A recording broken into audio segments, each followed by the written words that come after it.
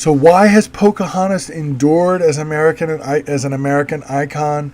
Well, I'm going to argue it's because her story is so ripe for projections of or representations of really powerful tensions in American culture. And in this lecture, I want to look at three of them. And I want to start with race. It's very interesting that in 1616, when Pocahontas was making her trip to Europe, that this engraving was made of her. And I find it interesting because clearly there's an attempt to say, look at Pocahontas, she is an Indian princess, and to represent her as an Indian princess in images and dress that was European. So this is a classic image of assimilation. And ultimately, while assimilation is often a gesture towards equality because it suggests that the race being assimilated is worthy of assimilation, assimilation is also ultimately a sign of hierarchy, right? It's a validation that the white European culture that Mataoka, aka Rebecca, who we know as Pocahontas, is being assimilated into. So she is worthy of assimilation, but her culture is inferior and should be assimilated by a dominant white, superior European white culture. And so when we look at this image, I think we could argue, celebrates racial hierarchy more than it does racial equality.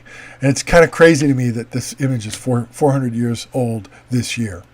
Let's take a look at another image. This is kind of a confusing image because in the front you have some Native American allies of the English trying to trick Pocahontas onto the boat, and then in the middle you have another picture of Pocahontas being put onto the boat. So it's kind of got a weird, the same thing happening twice vibe about it. And in the back you have some kind of catastrophic fire with a suggestion that this incident with Pocahontas is a reaction to or a retaliation to that.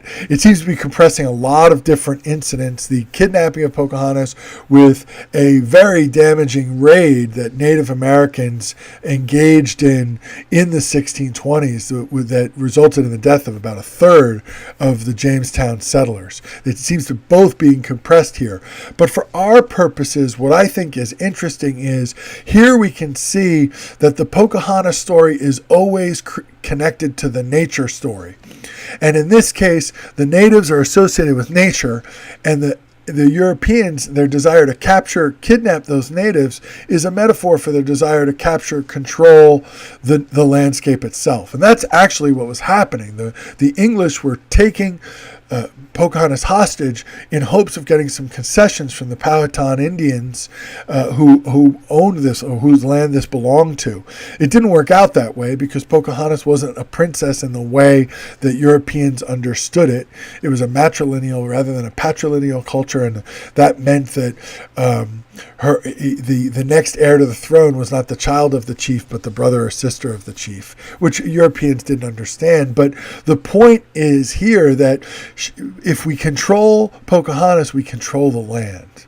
Now, is this land a commodity or a transcendent space? And this takes us back to the conversation I started in my Balboa Park video.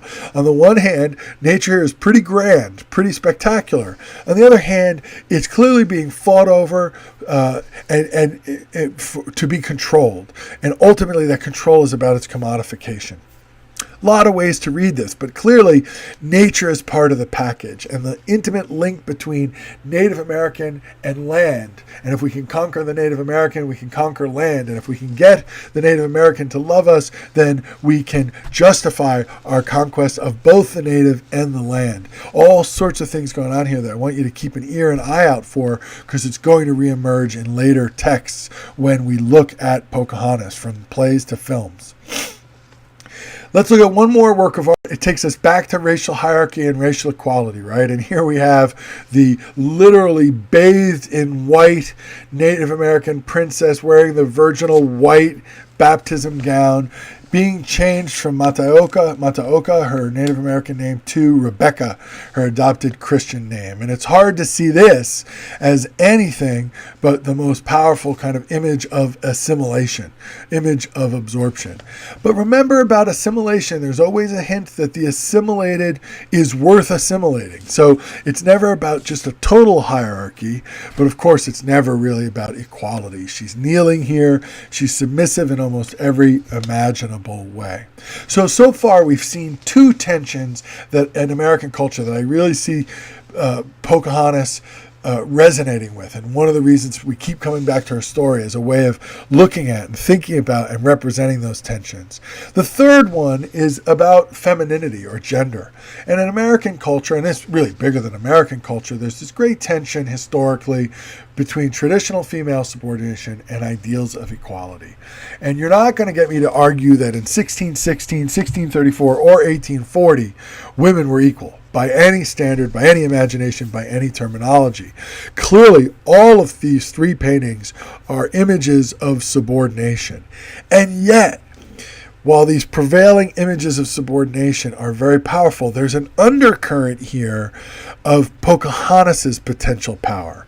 Here she is a noblewoman, cut in the image of Queen Elizabeth, the paragon of female power in Renaissance England.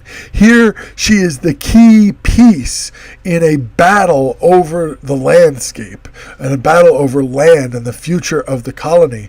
And here too, her conversion is an important sign of the emergence and the validity and the justification of white authority. So yes, in all cases, the woman is being subordinated to male ideas about power, land, social structure, and authority. She is traditionally seen here as the captive, the princess, the Christian, the virgin, right? She's presented in all of these traditionally subordinate ways, and yet very early hints of possibly more going on here, of her having powers that the artists and the culture they're representing are nervous about and feel the need to contain, feel the need to control. And that impulse to control, in a way, is a sign, right? A sign that something's beginning to move, that something's beginning to change or evolve. Anyway, I hope this discussion has helped you see there's a lot of fertile ground for interpreting Pocahontas and thinking about her. I'm sure you'll get many other ideas from your journey through the Pocahontas archive and your reflections on the meaning of Pocahontas in American culture. See you in Blackboard.